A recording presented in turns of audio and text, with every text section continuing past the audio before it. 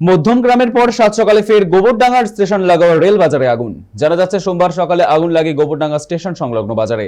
মুহূর্তের মধ্যে আগুনের লেলিহান শিখা ভস্মীভূত করে ফেলে কয়েকটি দোকান। সকালে অনেক দোকান বন্ধ থাকার ফলে বড়সড় বিপদের হাত থেকে রক্ষা পাওয়া গিয়েছে। অগ্নিকাণ্ডে দোকানের ভেতরে থাকা কাপড় এবং অন্যান্য সামগ্রী পুড়ে যায়।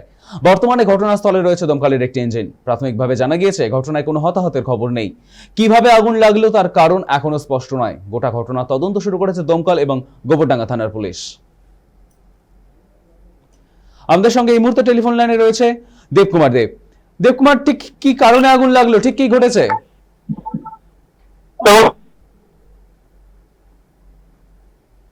পার্শ্বস্থ যে মার্কেট রয়েছে সেখান থেকে ধোয়া বেরোতে থাকে।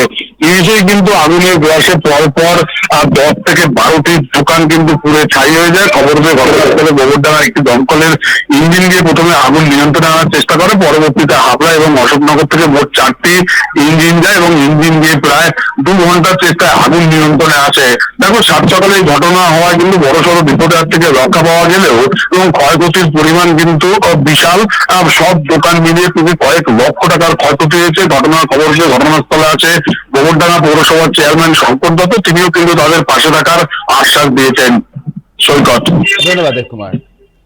গোবরডাঙ্গা স্টেশন লাগোয়া রেল বাজারে আগুন। সোমবার সকালে আগুন লেগে যায় গোবরডাঙ্গা স্টেশন সংলগ্ন রেল বাজারে। মুহূর্তের মধ্যেই আগুনের লেলিহান শিখা গ্রাস করে বেশ কয়েকটি দোকানকে। সকালে অনেক দোকান বন্ধ থাকার ফলে এড়ানো গেছে বড়সড় বিপদ। ইতিমধ্যেই ঘটনাস্থলে দমকলের 4টি ইঞ্জিন।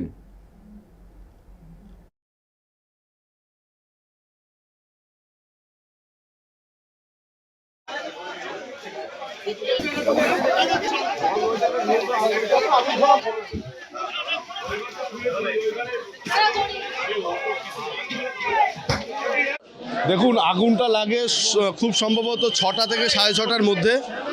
ভয়ঙ্কর পরিস্থিতি, এ সংখ্যা বলা যাবে না কত দোকান এখানে পুড়ে ছাই হয়ে গিয়েছে। দমকলের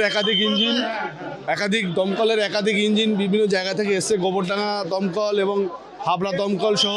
এখানে অনেক মানুষের পেট রুজি চলে। এখানে এক্স্যাক্ট সংখ্যা এখন কিছু বলার জায়গা নেই। ভাষা নেই আমাদের এ ব্যাপারে বলার।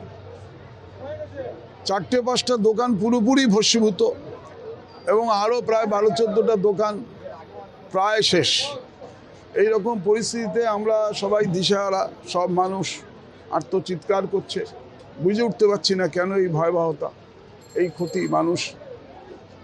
আমরা সকাল থেকে এখানে আছি, ফায়ার ব্রিগেড, পুলিশ প্রশাসন, সাধারণ মানুষ, দোকানদার সবাই মিলে আগুনটাকে নিয়ন্ত্রণে আনবার চেষ্টা করা হয়েছে।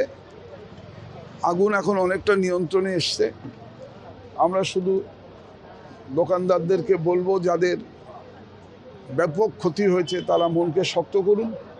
দপ্তরে আমরা এই ব্যাপারে পৌরসভার পক্ষ থেকে জানাবো। আমরা এই ব্যবসায়ীদের পাশে আছি এবং যা যা করণীয় নিশ্চিতভাবেই আমরা সেটা করব।